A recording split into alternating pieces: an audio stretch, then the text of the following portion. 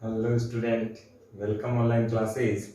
कक्षा 10 एसएसटी में हम पढ़ रहे थे राज्यपाल के बाद आज का टॉपिक है मंत्री परिषद का गठन। मंत्री परिषद के बहुत सारे बिंदु हैं। इसमें शुरुआती बिंदु हम देखते हैं, इसके बाद आगे के देखेंगे।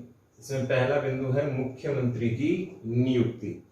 आर्टिकल 164 में उल्लेख है कि राज्यपाल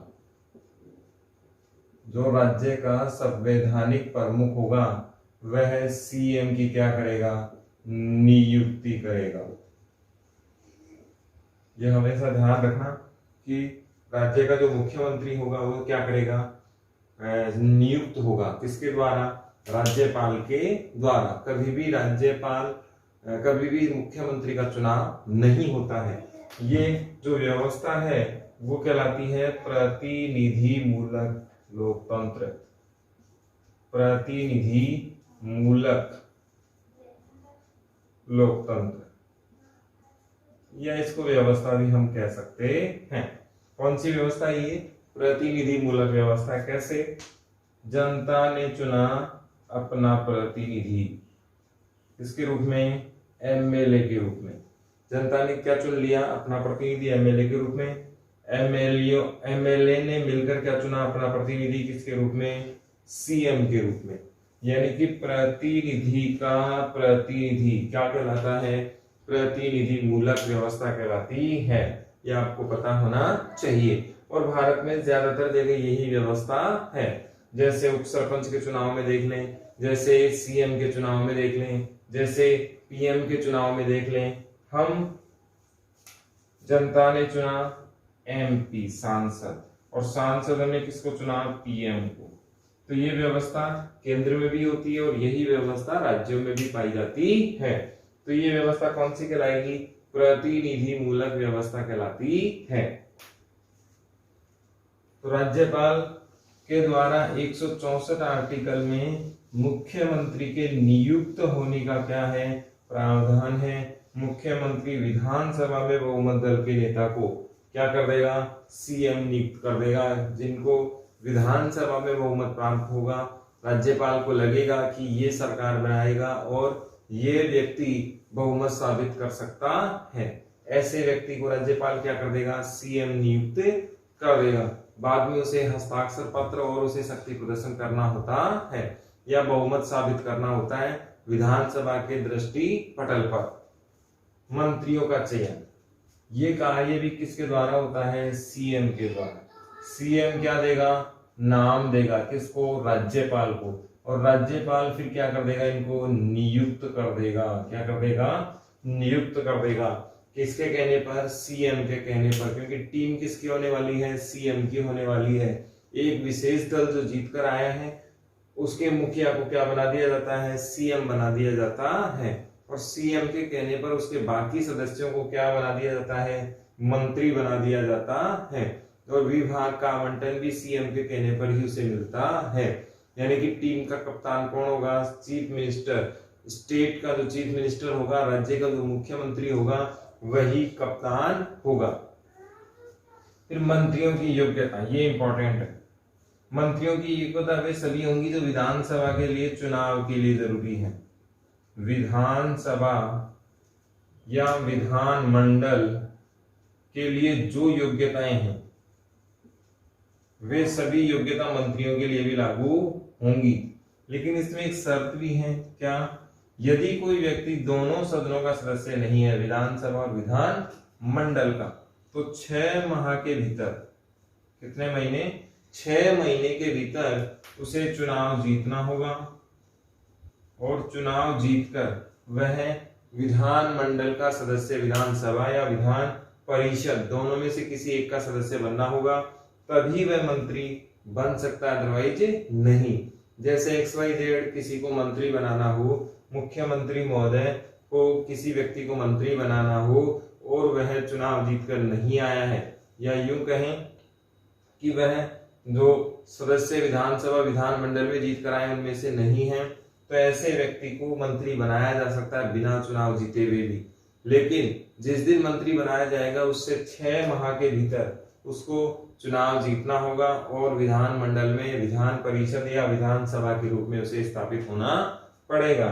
यदि ऐसा नहीं होता है तो वह 6 माह बाद स्वतः ही मंत्री हट जाएगा। स्वतः ही मंत्री क्या हो जाएगा? हट जाएगा। ये प्रावधान किया गया है। इसके बाद हम देखें मंत्रियों के कार्य का विभाजन। तो हम जानते हैं मंत्री परिषद सामूहिक रूप के कार्य करते हैं, यानी कि समूह में कार्य करते हैं। जो भी करेंगे एक साथ करेंगे, जो भी करेंगे वो एक साथ ही निर्णय होगा। तो ऐसे में मंत्रियों के कार्य का विभाजन, डिपार्टमेंट का विभाजन कौन करते हैं? सीएम साहब करते हैं। और यदि चाहे तो वो मंत्री को बदल भी सकते हैं, चाहे तो वो मंत्री को रख भी सकते हैं, चाहे तो मंत्री को हटा भी सकते हैं, डिपार्टमेंट चेंज कर सकते हैं, नए मंत्री बना सकते हैं, पुरानों को हटा सकते हैं। ये सारे काम किसके अधीन होते हैं? सीएम के अधीन होते हैं। क्योंकि सामूहिक रूप से उत्तरदायित्व किसके प्रति होता है? एक प्रकार से यूं कहें तो विधानसभा के प्रति होता है, और व्यक्तिगत रूप से देखा जाए तो किसके प्रति होता है? सीएम के प्रति होता है। तो हमने यहाँ पर 4 बिंदु देखे मंत्री परिषद के। मुख्यमंत्री की नियुक्ति किसके द्वारा होती है? राज्यपाल महोदय के द्वारा, आर्टिकल 164 में। और मुख्यमंत्री क्या होता है? नियुक्त होता है। कौन सी विधि के द्वारा? प्रतिनिधिमूलक विधि के द्वारा। जनता किसे चुनती है? अपने प्रतिनिधि को। अपने प्रतिनिधि किसको चुनते हैं? सीएम को चुनते हैं। मंत्रियों का चयन, ये नाम कौन सुझाता है? चीफ मिनिस्टर सुझाता है राज्य का। और फिर उनको भी क्या मिलती है? नियुक्ति मिलती है। मंत्रियों की योग्यता की बात करें तो वे सभी योग्यताएं जो विधानसभा सदस्यों के लिए, विधान परिषद सदस्यों के लिए हैं, वो मंत्रियों के लिए भी होंगी, क्योंकि मंत्री भी विधानमंडल का ही क्या होता है? सदस्य होता है। लेकिन इसमें एक शर्त भी है कि जो सदस्य चुनाव जीत कर नहीं आया है, विधानमंडल का नहीं है, वो भी क्या बन सकता है? मंत्री बन सकता है। ऐसे में क्या प्रावधान करना होगा कि 6 माह के भीतर उसको चुनाव लड़ना होगा और जीतना होगा। जैसे राजेंद्र सिंह जी राठौड़ साहब हैं, पिछले कार्यकाल में ये जहां से चुनाव लड़कर आते हैं वहां की सीट पर चुनाव नहीं हुआ था। राजस्थान के कुल सीटों की संख्या है 200, चुनाव हुए थे 199, एक सीट बाकी रह गई थी। ऐसे में राजेंद्र सिंह जी को चुनाव होते ही मंत्री तो बना दिया गया था, लेकिन बाद में इनको क्या किया गया? चुनाव लड़वाया गया और इनको जिता कर लाया गया, या ये जीत कर आए, तब इनका मंत्री पद क्या रहा? कंटिन्यू रहा। यदि ऐसा नहीं होता है, 6 महीने में चुनाव नहीं जीतते हैं, तो मंत्री पद इन्हें छोड़ना पड़ेगा।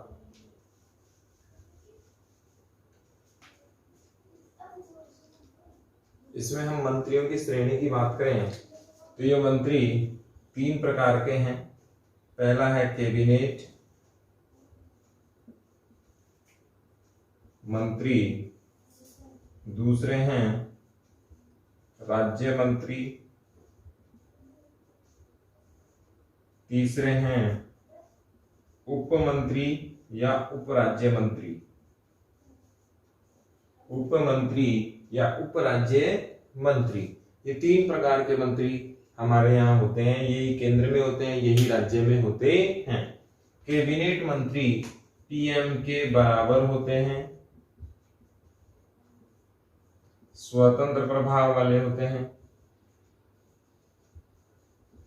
स्वतंत्र प्रभार वाले होते हैं। हमने बहुत बार न्यूज चैनल्स में सुना होगा, पेपर पत्रिकाओं में पढ़ा होगा कि कैबिनेट की मीटिंग में ये फैसला लिया गया। तो कैबिनेट मंत्री पीएम के बराबर होते हैं, सबसे बड़े मंत्री होते हैं, और इनका जो निर्णय होता है वह स्वतंत्र होता है। डिपार्टमेंट की क्या होते हैं? मालिक होते हैं। जैसे शिक्षा मंत्री अगर कैबिनेट मंत्री है तो स्वतंत्र मंत्री होगा। तो पोखरियावाल है भी, ये प्रधानमंत्री के अधीन ही होते हैं। अंतिम निर्णय प्रधानमंत्री का ही होता है, क्योंकि टीम का कप्तान कौन है? प्रधानमंत्री जी हैं।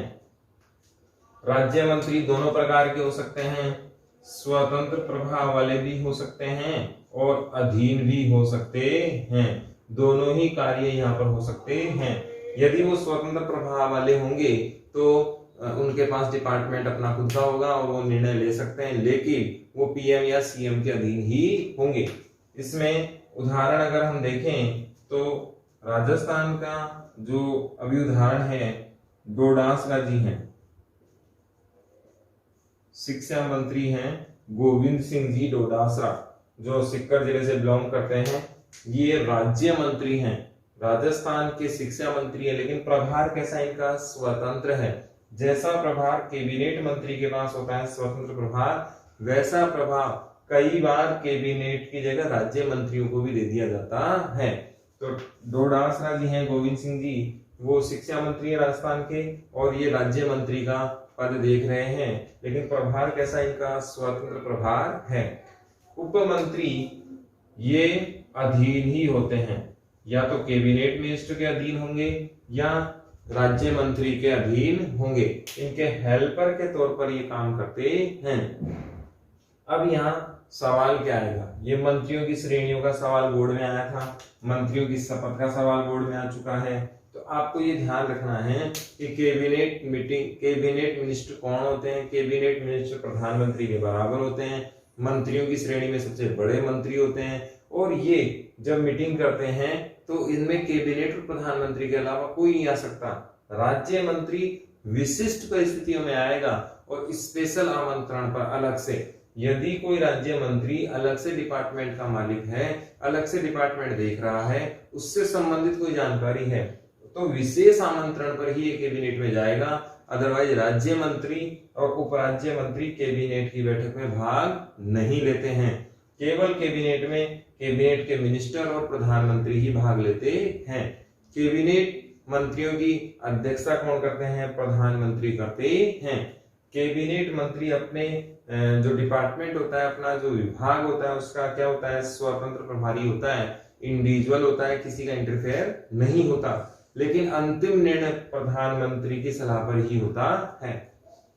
राज्य मंत्री कैबिनेट के अधीन भी हो सकते हैं और स्वतंत्र भी हो सकते हैं, दोनों ही कंडीशंस हो सकती हैं। हमने राजस्थान का उदाहरण देखा, तो राजस्थान में शिक्षा मंत्री जी हैं, वो कैसे हैं, राज्य मंत्री हैं, लेकिन प्रभार कैसा है, स्वतंत्र है। किन की तरह का है, कैबिनेट की तरह का ही है। उप मंत्री या उपराज्य मंत्री इसलिए बनाए जाते हैं ताकि दोनों के सहयोगी बनाए जा सकें। इसमें यदि हम आगे देखें तो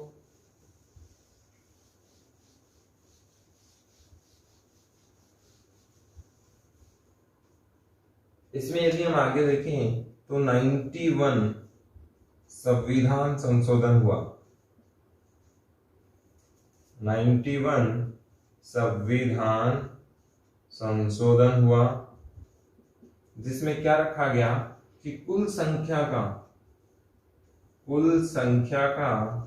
15% से ज्यादा क्या नहीं बना सकते, मंत्री नहीं बना सकते। एग्जाम्पल देखें राजस्थान, तो राजस्थान विधानसभा सदस्यों की संख्या कितनी है, 200 है। इंपॉर्टेंट है, याद रखना है। राजस्थान विधानसभा सदस्यों की संख्या क्या है, 200 है। तो 200 का 15% कितना हुआ, 30 सदस्य। यानी कि राजस्थान में अधिकतम जो मंत्री बन सकते हैं वो कितने होंगे, 30 होंगे। इसमें सीएम साहब भी शामिल होंगे, इंक्लूडिंग सीएम 30 मंत्री बन सकते हैं। लेकिन आपने देखा होगा बहुत बार गठबंधन की सरकारें होती हैं, एडजस्टमेंट करना होता है, बहुत सारे नेताओं को संतुष्ट करना होता है। इसके लिए एक नया पद सृजन किया है, संसदीय सचिव। ये संसदीय सचिव भी मंत्री जैसे ही होते हैं, और सरकार कहती है कि ये हमारे भविष्य की सरकार में बनने वाले मंत्री हैं। हम इनको ट्रेनिंग दे रहे हैं, जो आने वाली जो हमारी सरकारें होंगी उनमें ये क्या बन जाएंगे, मंत्री बन जाएंगे। तो कहीं ना कहीं जब 30 की लिमिट हुई तो नया इजाद यहाँ से हो गया सिस्टम। हमने पढ़ा मंत्रियों के द्वारा शपथ कितने प्रकार की ली जाती है, 2 प्रकार की। पहली कौन सी, कर्तव्य पालन की, दूसरी गोपनीयता की ली जाती है। मंत्रियों की कितनी प्रकार की श्रेणी होती है, 3 प्रकार की श्रेणी होती है। कैबिनेट जो स्वतंत्र प्रभारी होते हैं, सबसे बड़े मंत्री होते हैं। फिर दूसरा राज्य मंत्री जो अधीन भी हो सकते हैं और स्वतंत्र भी हो सकते हैं। और तीसरा उप जो दोनों के अधीन होते हैं, दोनों की हेल्पिंग के लिए होते हैं। कार्यकाल की बात करें तो विधानसभा में विश्वास तक अपना सरकार कार्यकाल चला सकती है, लेकिन 5 वर्ष तक सामान्य इसका कार्यकाल रहता है। सामूहिक उत्तरदायित्व की बात करें तो सभी एक साथ मिलकर कार्य करेंगे। सरकार यदि गिरेगी तो पूरी गिरेगी, मुख्यमंत्री और प्रधानमंत्री यदि इस्तीफा देते हैं तो पूरे मंत्रिपरिषद को सरकार छोड़ना पड़ेगा। इसमें एक इंपॉर्टेंट शब्द आया है कोरम, जिसको हम गणपूर्ति भी कह सकते हैं। वेरी इंपॉर्टेंट चीज है, आपको याद होना चाहिए, सवाल यहां से आता है और सवाल आपको बोर्ड में ये सब देखने को मिलेगा, ये नहीं मिलेगा। अगर ये मिले तो बहुत आसानी से बच्चा हल कर देता है। आपको सब देखने को मिलेगा कोरम। कोरम क्या होता है? किसी भी सदन की कार्रवाई के लिए, सदन की कार्यवाही के लिए या बैठक शुरू करने के लिए, या बैठक शुरू करने के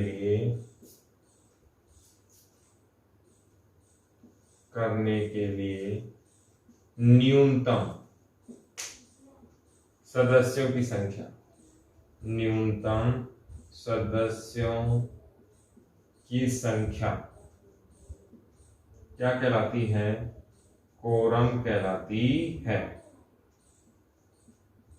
जैसे लोकसभा में कितने हैं? 1/10। राज्यसभा में भी कितना है? 1/10। तो ये न्यूनतम वह सदस्य संख्या है जिसके बिना कार्रवाई संभव नहीं हो सकती। इतने सदस्य तो हर हाल में आने ही चाहिए। जैसे लोकसभा का 1/10 देखें तो ये 55 के आसपास होता है। औसतन वैसे देखा जाए एवरेज तो 60 सदस्य मान लिए जाते हैं। तो ये मिनिमम संख्या है, इसके बिना सदन की कार्रवाई संभव नहीं हो सकती। मंत्री परिषद की बैठक में कोरम लागू नहीं होता है, ये याद रखने बात है। फैक्ट्स हैं कि मंत्री परिषद की बैठक में कोरम का सिस्टम लागू नहीं होता है। कोरम होता क्या है? सदन की कार्रवाई या बैठक शुरू करने के लिए न्यूनतम सदस्यों की संख्या, उससे कम सदस्य होंगे तो कार्रवाई शुरू नहीं हो सकती। क्या कहलाता है? कोरम कहलाता है।